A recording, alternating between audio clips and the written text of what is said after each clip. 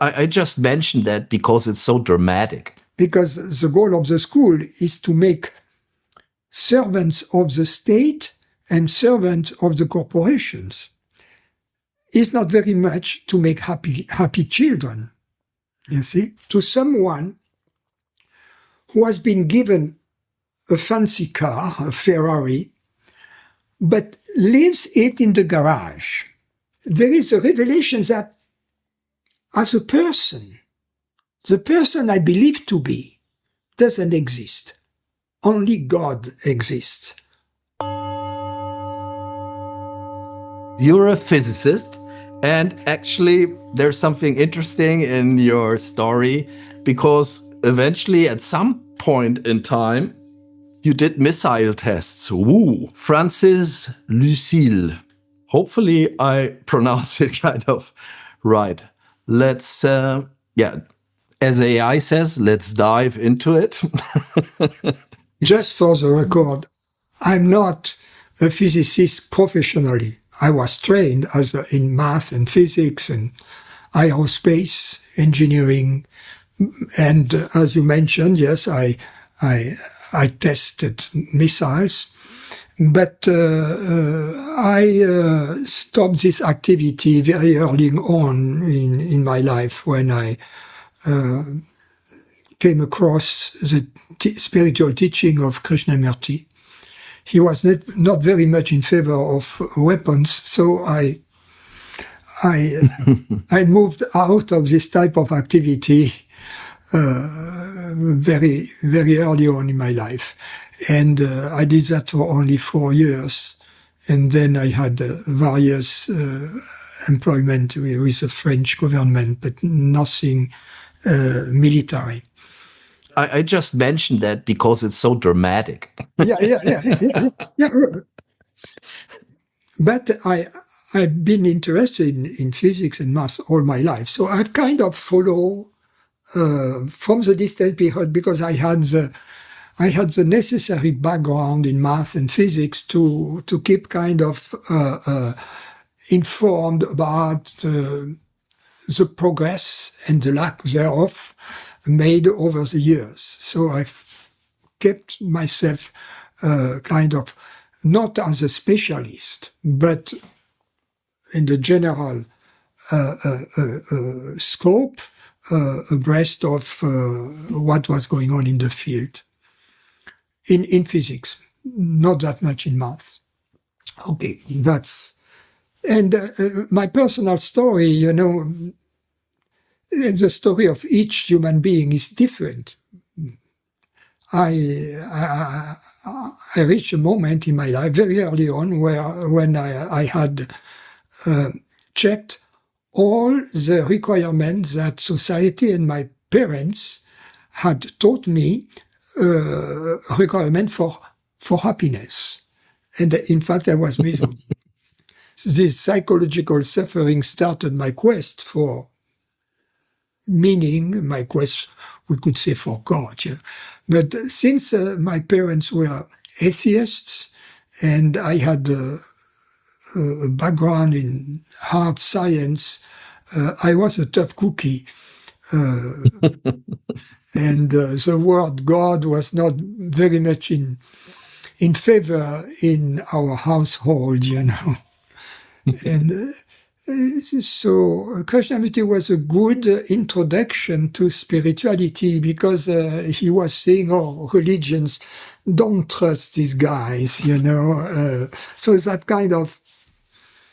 But at the same time, he had some mystical experience, so that resonated deeply in me. So it was my introduction. And then later on, I became interested mostly in Eastern spirituality, Buddhism, Advaita, Vedanta, Taoism, and Zen. And also because of, my background was also very classical, you know, like classical German, ancient Greek, Latin, you know. So I had translated Plato and Lucianos and others. So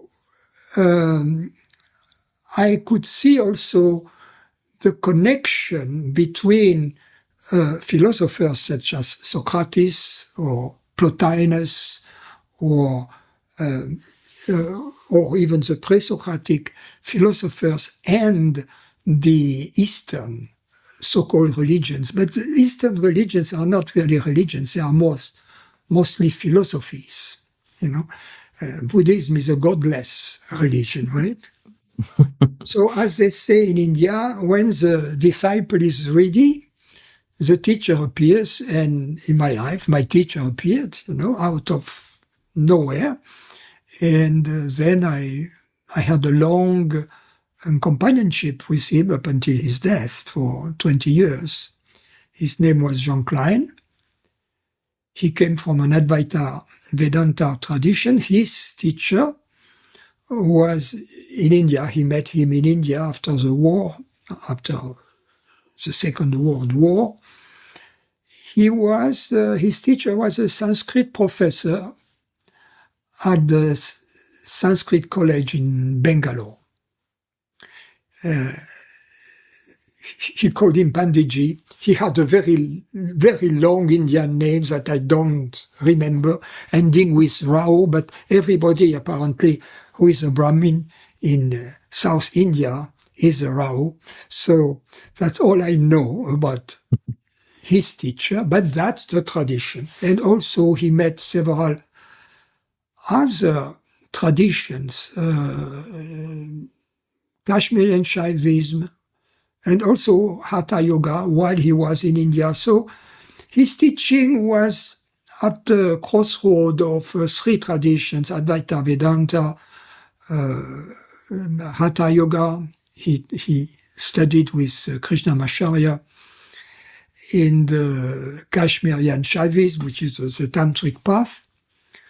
But he recognizes all religions. He was publishing a journal, and there were there texts from Rumi, texts from philosophers of ancient Greece, etc. So that's about it, about my so-called personal story. So you have some lineage. It's not like one day you wake up, oh, I'm awakened now. Or you just read some books. There's some lineage. Is that necessary? Do we need some lineage, or can we skip that one? Obviously, there are absolutely authentic teachers who had known lineages, such as Ramana Maharshi, right? And so that's a little bit of a theoretical question.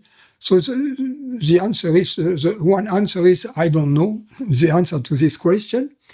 But because perhaps Ramana had met someone, maybe, who just at that moment transmitted the flame, right? And then the flame was very tiny, hidden inside, and at some point it exploded, right? Or perhaps it's not necessary to have a human teacher. That's also another possibility. I don't care about either of those, But, if someone asks, is it necessary to encounter a teacher in a tradition? If someone asks me, I would say the answer is I don't need to answer this question. This question has already been answered through our meeting. You have already met the tradition. So in your case, the answer is moot. The question is moot, doesn't make sense, because it's already the case, no matter what. It's by divine grace. You can't control it. Exactly. Yes. There is a point of non-return. There is a moment of non-return, but it may not feel like a moment of non-return. You see, it may feel like, oh, geez, that makes sense. That's my experience. I never thought about it, but now, yes, it makes sense. And then people for a while, they lived their life as if nothing had happened, But the virus has gone into the system. It just takes some time for it to really kill the patient, right? And on the other hand, some people may have a big experience, but then this experience doesn't really liberate them from the belief to be a separate entity. I think a distinction can be made between what we could call the mystical experience and what the India called mukti, the liberation experience. Some people call it enlightenment, mukti. And the difference is this. The mystic has the revelation of God. But there is in this revelation, there is no clarity regarding his or her connection, the nature of his or her connection with God. So after the experience, they know God exists, but they still feel, I am a separate reality. I am a separate soul. Whereas the liberating experience, and that's the distinction we can make between the mystic, if you will, and the sage. There is a revelation that as a person, the person I believe to be doesn't exist. Only God exists. That's there is nothing but God. That's the Sufi. The Sufi. They have this word, a fanatic. Fana means extinction. So the fanatic is in fact the one in which the sense of being a separate person has disappeared. So only God remains. To him the glory, etc. So that's this distinction that can be made. So of course, any sage is a mystic. But the converse is not true, because the mystic remains a mystic up until he realizes, well, there is no mystic, there is only God, So in fact, there is only one sage, you see. There is only one sage, which is God. The rest, there is no personal, there is no teacher, there is no personal entity. It's a fiction, it's a belief. But there's different volumes, I guess, because sometimes I spoke to some people and they had some experience and they like, oh, I saw the light. I felt, oh, I looked at the tree and I was the tree. And then they go back to their normal life. I mean, I can tell. And then there's others, I talk to them and I see, my God, this guy is really in it. And you spent so many times teaching, so long time in a way. So is there a graduation? I have the idea, like, it has to be anchored. It has, otherwise you can lose it in any moment. You can and you can't, because when you say you can lose it, who is it who can lose it? God cannot lose herself, really, but God can play the game of losing herself.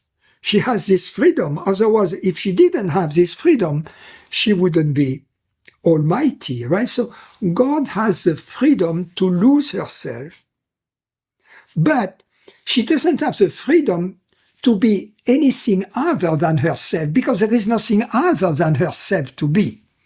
I guess some people they understand exactly what you are talking about, and others, they have no idea. We don't need to understand everything. I mean, we are having this conversation. I mean, it would be very incredible to understand everything which is said, because even when we have a normal conversation, we don't understand everything, right? So, but the beauty of it is if you understand only one thing, meaning if at some point you say, oh yes, that's true. Oh yes, that's my experience. That's it. That is the seed which is sufficient. And then this seed will develop because from one understanding, you get to another one, and then the picture progressively clarifies itself. It's like you in the old days, you are a photographer. In the old days, you took the picture, right? That's the moment of the glimpse. Then you go to your house in the dark room, right? And you develop the picture, and then you see gradually out of the white, you see all this black thing appears, and gradually it starts making sense, right? And then at some point you have the clear picture. You say, "Oh yeah, that's it. Now I stop it," right? And it's the same here. So we have an initial understanding, but then we need the experience of life for everything to begin making sense from a different perspective. And then clarity comes. And as clarity comes, the psychological suffering that was inherent in the belief to be a separate person, vanishes. So in hindsight, it seems that it vanishes gradually. But in fact, that's not the case. The case is that there are moments when we realize our freedom, and as a result, we remain in this state of freedom up until we fall back in ignorance. And then the heaviness comes back. But then we have a new moment of freedom. I call this moment a glimpse when we go back to our true nature. But then after the glimpse, the world reappears, the body reappears, and it is seen in a different light. It's still you see the beauty, you see the freedom, you see the eternity, and then you relapse. You see, the beauty is that you relapse less and less, and for shorter and shorter periods of time. You see, so that in hindsight, if you look back, it's like what I've described, like the pictures clarifies itself gradually, you see. That's a metaphor. It really works very well at my age. I think the kids, they just push a button and say, I want to see that, and then they see it. Yeah, but that, in a sense, that's true. You see it. The problem, yes. The problem is that then you don't trust it. Yeah. And you don't try to apply it in your life. You keep living your life as you used to. It takes time to put your money where your mouth is, so to speak. To apply in your life what you have understood. Although sometimes they describe it like you go into the dark room full of ignorance, you turn on the light, and ignorance disappeared. Come on. I mean, there are cases like that. The sage Atmananda Krishna Menon, for instance, when he was a child, he was very sick. His parents were afraid for his life. And there was a traveling sadhu, who was a great yogi, who visited them and kind of cured him using his yogic power. Later on, much later on, Krishna Menon was then a guru, a teacher. And this yogi passes by as a student of his. And upon hearing him, realizes the truth and finds in Atmakrishna, in Atmananda, finds in Atmananda his guru, in fact. But he was already so pure through his yogi practice that then it was the last missing and the most important, it's like in an arch, the stone, which is, he had built this arch, but this was missing. So now this is done, so you can remove the scaffolding under it. It holds together. Other people, they have not even started building the arch. So they get this keystone, but the building needs to occur for the keystone to hold everything together. But because they have the keystone, they know, I can build now. So in very rare cases, the enlightenment and the stabilization are simultaneous, because it was the only missing thing. But there are many other cases. Even Ramana Maharshi, for instance, he had a very powerful glimpse, but then he didn't know what it was about. He went to temples first. Then he went to Arunachala mountains, and he lived in a cave there for 10 years. And then he came across the scriptures, the Advaita scripture, and then he said, that's my experience. And then he understood, I don't have to live in a cave, I don't have to do all this thing, I'm free, So there was still a progression in him after that.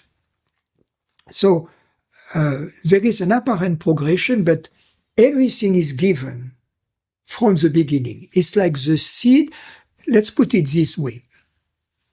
The seed is given, but you need really to put water and nutrients and take care of it for it to grow. Other people, they have prepared the soil, the ground, for ages. It's perfectly ready. And then someone comes with the plant, already grown, puts the plant in it. The result is the same at the end, right? Right, absolutely, yes. And that's the distinction that is made between what is called the progressive path and the direct path. The direct path, you get the seed from the beginning, right? But you need to take care of the plant to have the plant grow. The progressive path, you don't have the plant yet. You don't know when the plant is going to come to you, but you prepare everything. And then at some point, the plant comes already ready. And so, well, there's some people out there, and they just they promise instant satisfaction. So I think the problem with not having had a teacher, not being part of a lineage, is this: is that you may get a glimpse, which is a true glimpse. In other words, you may get liberated. But then you say, okay, that's it. You don't know what to do with it. And you think that's it. Okay, tough. Life sucks. Tough. But you have this thing in you, and you think that's the end of the road. My teacher compared this type of person to someone who has been given a fancy car, a Ferrari, but leaves it in the garage. So he cannot go to the beach, cannot go to he cannot enjoy it, because it stays in the garage. In other words, they have received the seed, but they don't plant it in the garden. And the garden is our life. So in a tradition, the role of the teacher is twofold. Number one, for those who didn't have the seed, but are willing and ready, but have the desire for it, then it's given immediately. If there is a desire for it, it comes across immediately. Not even without words, through a smile, after I met my teacher for the first time, I was driving back home. It was a 3-hour drive. And then I was reflecting upon the meeting that had just taken place. And my thoughts were, I don't know whether this gentleman is a realized person. But I know one thing, that I'd like him to be my friend, And that's, in fact, later on I understood that I had been infected already. You see? So it is not. So the teacher, one function is, for those who desire it truly, you get the glimpse, you get this. But then you get an assistance in what to do with it. Not to keep it in the garage, but first to plant it, in pots, right? And then later on, you take the pots and you plant that in your garden, and then you enjoy your garden. You see, that's the thing. You don't keep the seed in your pocket. And so the teacher is a gardening teacher in some regard. You are a teacher. Why are you doing this? I mean, you could be like, okay, I'm awake and now I relax. I don't care. What happened? Well, because I enjoy it. Yes. Another common mistake is, if someone realizes and they have to become a teacher. It's not true. It's not true. I mean, otherwise the world, there would be only teachers. You see? No, not to be a teacher is a special thing. Not everybody can be a musician. I've tried myself, right? I'm a lousy musician. I love music. I'm a very lousy musician. I'm a very lousy painter. I'm a very lousy tennis player. I have spent hours becoming a good tennis player, hours becoming a good flutist. It's not. I enjoy it, but it's not what my destiny was. So you need to teach, you need most of it a vocation and a calling. And it's not for everybody. And the difference is the enjoyment. I enjoy doing what I am doing. It's a pure joy for me. I've always loved, I've taught physics, I've taught mathematics, I've taught tennis, I've taught skiing, I've taught many things in my life. Music also, it wasn't that great, but I enjoy the communication, because in the communication, in this sharing, something happens. Because when we understand, when we share understanding, at that moment, we are beyond the body, we are beyond the mind. We are God in this moment. God is a place of meaning. When we share meaning, then we are one in God. So when we communicate like we are doing right now, in fact, apparently, there are two human beings communicating, but when they understand each other, it's different. Yeah, that's a great pleasure. It is. How do we reach this experience of oneness? The experience of oneness is, I am everything and nothing, if you will. as a separate person, I am nothing. But as my reality, I am everything. Right? As a separate person, I am nothing. I don't exist but my reality is everything. So the question is, how do we go to this experience? We can go to this experience through thoughts, through concepts.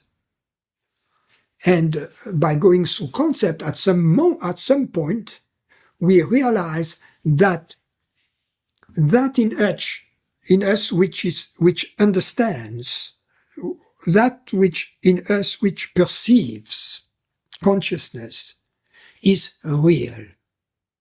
It's not, it's real. Because if it was an illusion, how could we perceive reality? Something which is an illusion cannot perceive that which is real. So consciousness has to be real. So at the very core of our being, there is reality.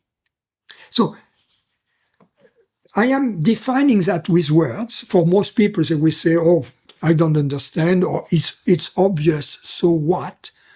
But for some of us, when that is being said, something happens. Because we touch a place of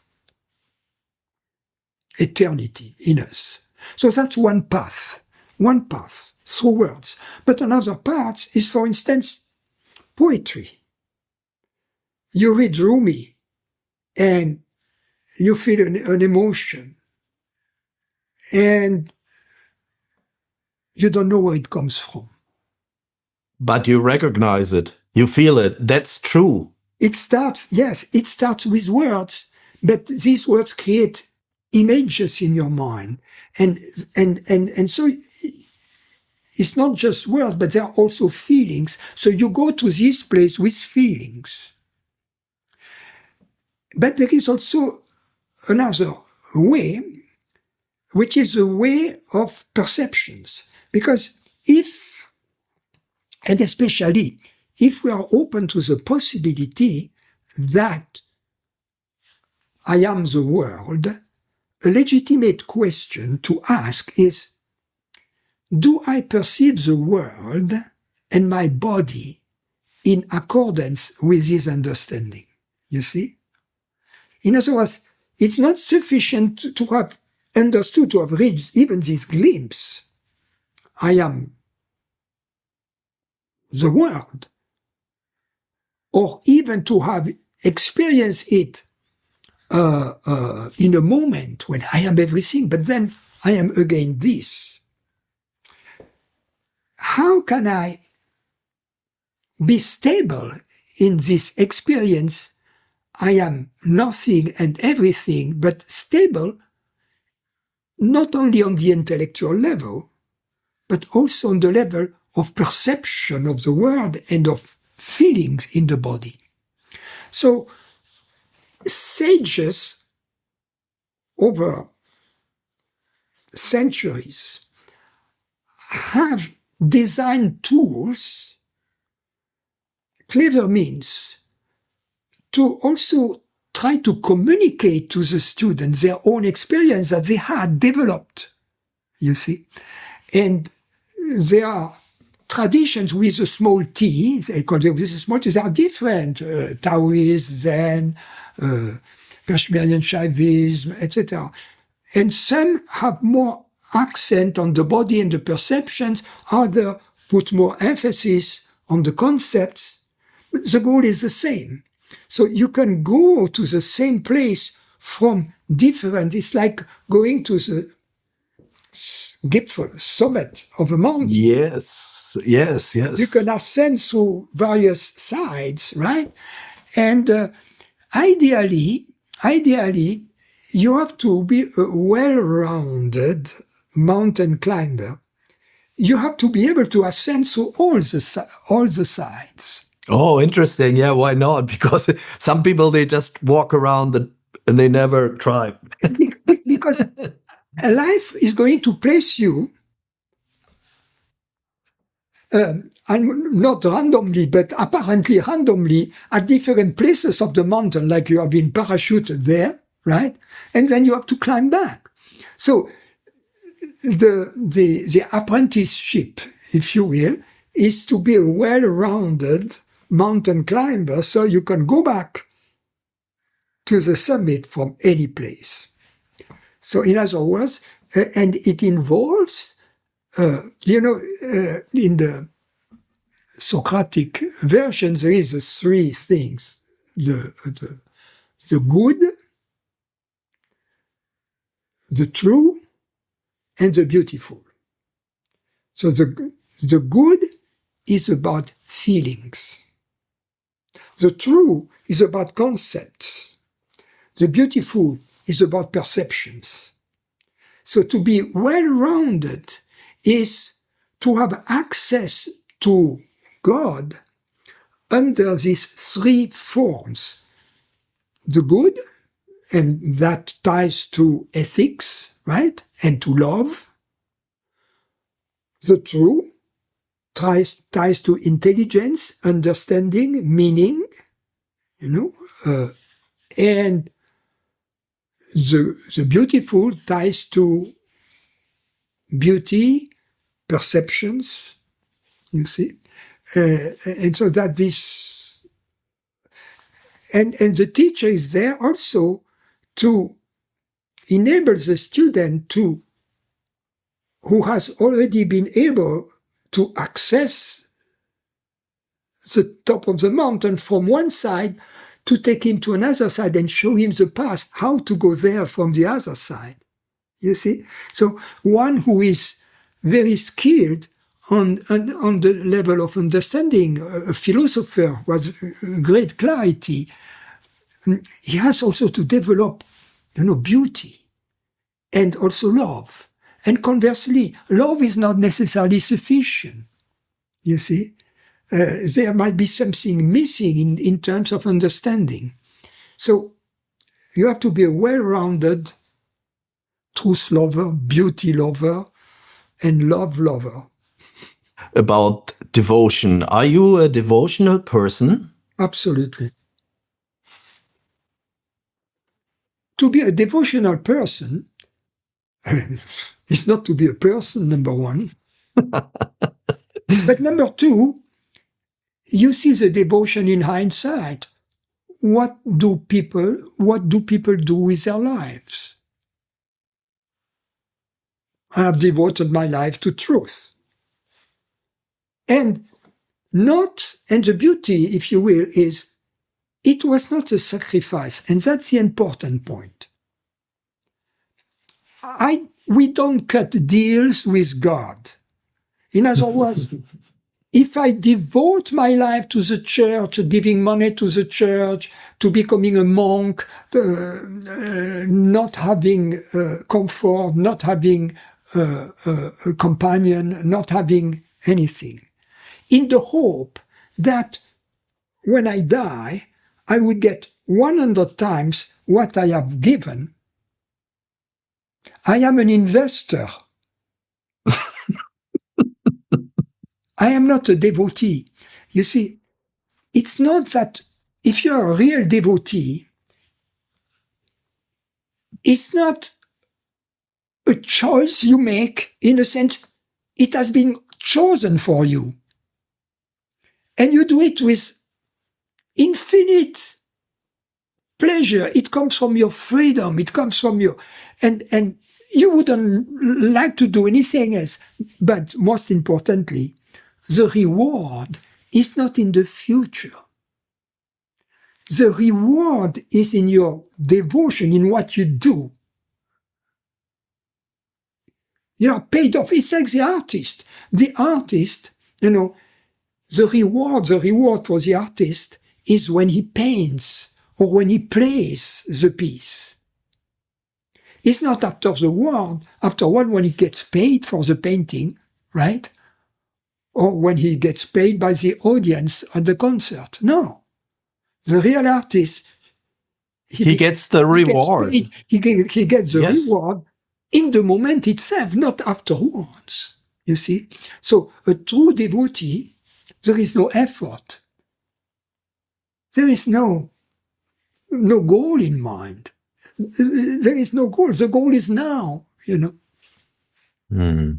And then it manifests itself in different ways. You see, because one can be free from the belief of being a person and then devote their life to be an artist or to be a doctor or to assist people in distant countries, you know, or to be a writer or to be an actor, to be a gardener, to raise children. We are all different. We are all different. And the devotion is the sign of it is that you are perfectly happy with what you are doing as you are doing it, without concerns, without any afterthought, without fear, without any worries. You are following your bliss. You are excited about what you're doing. You have a calling. Generally speaking, something important in us is what I would call the enthusiasm. It is something children have. And my teacher once said something, you know, children have to follow their enthusiasm to, in a sense, conquer the world. Because then they will be interested in that which is beyond the world. But they need to follow their enthusiasm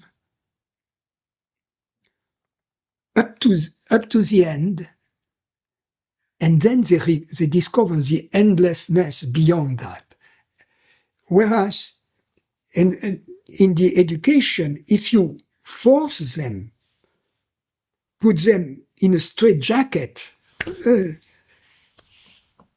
can you imagine if Mozart was not born with a father, Leopold, who was a musician, you know? And if the father was a mathematician, he had forced him to be a mathematician. You see, the beauty, he was lucky because his father was there, helping him and encouraging him with, but in most cases, there is no such a perfect match, you know, especially if you go to the school, because the goal of the school is to make servants of the state and servants of the corporations. It's not very much to make happy children, you see.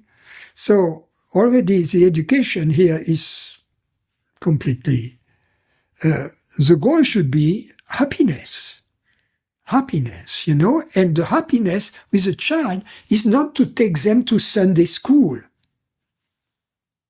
Is to be with a child and follow their interest. Oh, you are interested in Dad. Why is it the case that 2 + 2 = 4? Then Dad shows, you know, 2 fingers here, plus 2 fingers here, 1, 2, 3, 4. And then Dad shuts up. And the next moment, the kid is going to be interested in that. Let's play tennis, right? So let's play tennis. Or Dad, let's sing a song. You see, to be with the child, and so that the child can explore. And now, I imagine with artificial intelligence, the tools that can be made at the disposal of a child to explore the world, you know, and I mean, education as we know it is going to change completely. I was taught in the best engineering school in France, and some of my teachers were great, Some were not that great. Some I was getting bored. Some I had just to copy what they were saying. There was no interaction.